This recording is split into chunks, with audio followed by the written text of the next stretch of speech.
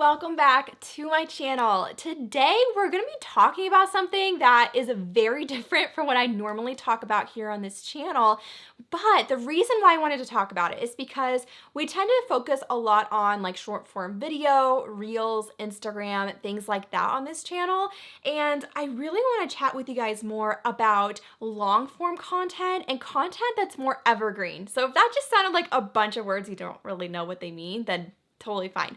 I will explain everything to you in this video, and essentially, when it comes to reels, even though I'm gaining all this traction and I have reels that have hit hundreds of thousands of views, the reality is most of my website traffic doesn't come from Instagram. And there are other ways that I am driving traffic to my website that are actually making an impact on my brand in some really big ways. And so there's a lot of ways that I do that. There's a lot of ways that I do, I mentioned evergreen content. That just means content that lives on for a little bit longer than maybe 24 to 48 hours. And long form content is, maybe a longer blog post, a longer video like this. And I think it's really important that, if you're starting your brand, if you're growing your brand, that you are focusing on having at least one type of, long form evergreen content, because in the long term, it's going to serve you really, really, really well. And it's almost like something that works for you, even when you aren't posting every single day. And so that's the reason why we're going to talk about more specifically within that, increasing your website views. And I really do a lot of this through blogging. And so at this point in my brand, my website generates around 25 to 30,000 views on my website every single month. That's absolutely insane. And most of those views are not coming from Instagram, okay? So even though Instagram is a huge part of my business, and obviously, it's given me some really awesome results. It's a really great way to connect with my current audience. It's a great way to reach outside of my audience. But overall, when we're talking about, when people are actually going to my website, checking out my products, potentially purchasing from me, getting on my email list, a lot of that comes from these other forms of traffic. And for me, a huge part of that is organically creating content on my blog. And so that's what we're going to talk about today, and exactly how I have done this. I'm going to share some of my stats with you, and by no means do I make claims to be an SEO expert, okay? I know a few things about SEO and how it works generally for, SEO to a website, to a blog, to, generating traffic through social media. But I just want to put a disclaimer, I'm not an expert on SEO by any means. I don't keep up with the trends on that. I don't keep up with every single thing you should do, but there's some general things you can keep in mind that can help to drive this kind of website traffic. I actually have the back end of my Google Analytics pulled up right here. So Google Analytics is essentially something that you can install onto your website to see all of basically anything you need to know about your website, from what pages are getting the most views, to your overall website visitors, to even where your website traffic is coming from. And so I have it pulled up right here, and I have an overview of the different pages on my website and what's getting the most traction. And I did about a month time frame. So I am filming this in advance. So when you guys see this, it'll be like, wait, this is way back in October. But yes, filming in advance because I'm actually taking a lot of December off. But anyways, so you'll even see, so I did the past month, and as we go down, it shows you how many page views you got over each day. And as I keep scrolling right here, actually the amount of page views I got this month were 42,000, which is absolutely insane. Unique page views, 37,000. It tells you average time on pages, bounce rate, overall, which honestly isn't super helpful to look at from a wide view because it can be so drastically different for every single page on your website. But as we keep scrolling, you'll see the number one page that got the number one traffic, even more than my homepage, way more than my homepage, is this right here. And I'm actually gonna click on this real quick and see if I can open this up. Okay, so I've got it open up right here. This is that page that is driving so many views to my website. And you'll see, so it is a blog post about how to find trending sounds on Instagram Reels and TikTok. And as we keep scrolling, there is an embedded YouTube video. YouTube is a whole other type of form of long form content that I could get into as well, because Google owns YouTube, and so they prioritize content that also has YouTube content. So that can be a really important piece of your strategy. But essentially, you know, I have seen these kind of results with blog posts regardless of if I have YouTube videos on them. So you'll see it's just a blog post that recaps pretty in depth what was in the YouTube video, obviously gives them the option to watch the YouTube video. And this is what is, if we hop back over to the analytics, what generated 9,409 page views onto my website in the past month. And so that's absolutely insane to think about, right? That's even more if we keep going. That is drastically more than even my homepage got, that even a couple of these other blog posts got. You'll see like in these top 10 pages, a lot of these are blog posts, right? Almost half of them are different blog posts, and that's where a lot of the traffic is being driven versus, you know, I can even look at this, stephaniecase.com/ideas. It's actually my free download, 10 free ideas for Instagram Reels, which we always have our freebies linked below videos. So if you want to check it out, it's below this video. But basically, this, you know, freebie, I know that this is probably we can even look into that, but it's getting a lot of its traffic from social media more than anything, because I know that those are generally not pages that rank for me with SEO, which SEO is like, you know, when you type something in Google, someone searches for something, it's, you know, Google, or what are some of the other ones? It's like Bing or something. Honestly, I don't even really know. Google, Yahoo, things like that, things where you can like set a search engine. It stands for search engine optimization. And so when someone searches something, you ideally want your like website or things to pop up. And when you're doing something like what I'm doing, where there's a lot of people that could potentially share about content creation, video marketing, it's a lot easier to target specific questions people are Googling, right? And so that's why we have so many blog posts on all of these different things that people could potentially find me from. And so, you know, we can even keep looking here, and you can even, something that's important to look at is what is even like the bounce rate, right? We can look at this first blog post right here. Even though I had so many views, the bounce rate is pretty high. It's at 93%.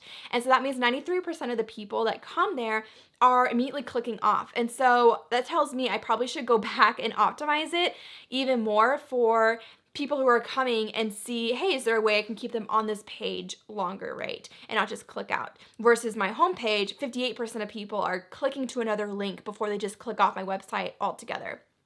So it's just insane. It's really interesting to look at, like, okay, what are the pages that are giving you the most views? And then now I'm gonna take you to a different section that breaks down even more within that, like what's giving me those views, right? It doesn't do me any good to just know what I'm getting a ton of views on, but I need to know where those views are coming from and where I need to focus more of my efforts. All right, now we are in the, on the left-hand side is under acquisition, all traffic channels. I like coming to this section because I can just get so much information about, in general, where my traffic is coming from. And so if we scroll down right here, it gives us the same overview in relation to users versus just page views. If we scroll all the way down, you'll see it'll automatically start grouping like where your page views and users came from. So just looking at this, you can see that my organic search, which is, you know, things like Yahoo, Google, things like that, generated 14,858 users onto my website, which even just looking directly below that, you can see that social media generated 3,871 users, which is absolutely insane to think about when it comes to my business is built so much on social media, and yet I am gaining so much through organic search because I have these things in place. And the benefit of that is that means that I don't have to show up on social media every single day in order to constantly be generating those views and users to my website to be growing my brand. And so even if we click on where it says organic search right here, we're able to see what, you know, kind of breaks it down a little bit. Sometimes it'll give you like some search terms, but because of like privacy and stuff, it can't really give you a whole lot anymore, not like it used to. And then I'm gonna go back over here and I'm gonna show you under social. So, you know, just looking at this, again, we can see, wow, like through organic search, that's definitely, as far as getting page views and eyes on my exact website, that's definitely the best strategy, right? And it's more of a long-term strategy because, again, we post maybe 1 or 2 blog posts a week, nothing crazy, and we're still seeing results like this. And so it's something, though, that can take months of doing and implementing. Like, I've been blogging once a week for probably 5-6 years now.